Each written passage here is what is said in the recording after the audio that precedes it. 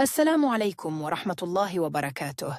اليوم نقدم وصفة طاجن محشي ورق العنب بالكوارع. نبدأ بمكونات خلطة المحشي: ملعقة كبيرة سمنة ونصف كوب صغير زيت، بصلة كبيرة مقطعة وفصين، ثوم مبشورين، كوب عصير طماطم وملعقتين من صلصة الطماطم، ملح وفلفل، كزبرة جافة، كمون، بابريكا، توابل لحمة، بعض التوابل الاختيارية مثل بودرة الجنزبيل، روزماري مجفف، زعتر، خضرة مجففة وقرنفل مطحون، خضرة مقطعة، وكيلو رز مصري مغسول ومصفى، نصف كيلو عصاج لحمة مفرومة، كيلو إلا ربع ورق عنب. في وعاء ساخن على النار نضيف السمنة والزيت، ثم نضيف البصل ونتركه حتى يذبل.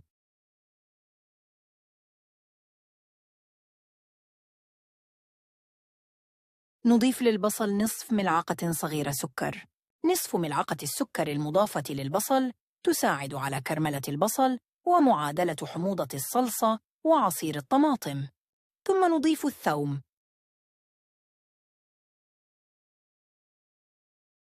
بعد أن يذبل الثوم نضيف الملح والفلفل وخليط التوابل.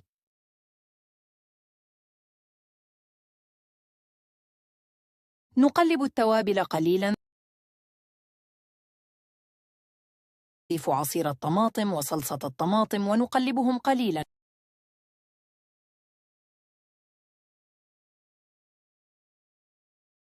ثم نضيف نصف كوب ماء ونترك الخليط يغلي حتى يصل للقوام السميك.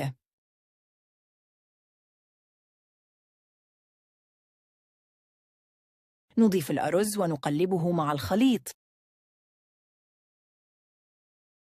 ونضيف الخضرة ونقلبها. ثم نضيف عصاج اللحمة المفرومة ونقلبهم جيداً. الآن أصبحت الخلطة جاهزة. نبدأ بلف محشي ورق العنب. نقوم بوضع جزء من الخلطة داخل ورقة العنب ونبدأ بلفها كما ترون.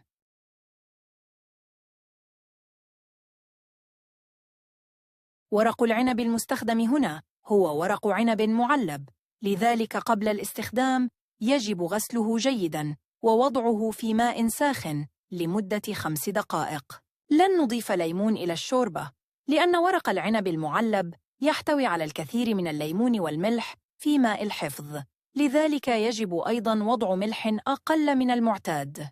في حالة استخدام ورق العنب الطازج يجب إضافة عصير نصف ليمونة للشوربة.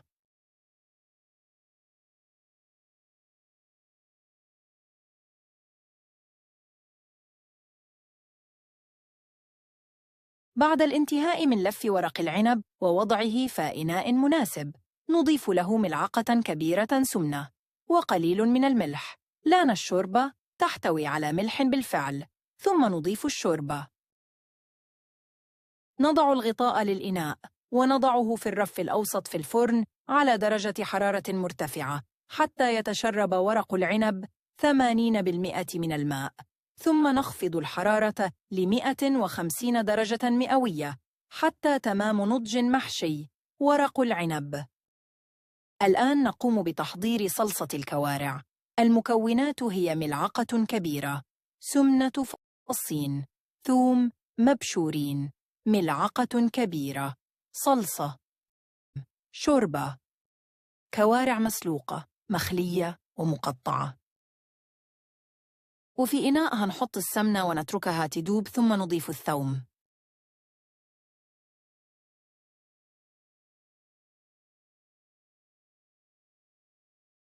بعدما يذبل الثوم ويصفر نضيف رشة كزبرة جافة. نضيف الكوارع ونحمرها قليلاً، ثم نضيف صلصة الطماطم.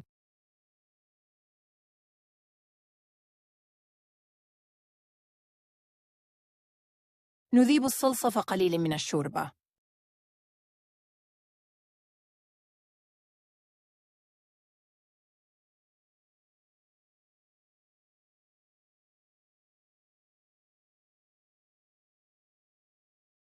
ونضيف بعض الفلفل الأسود.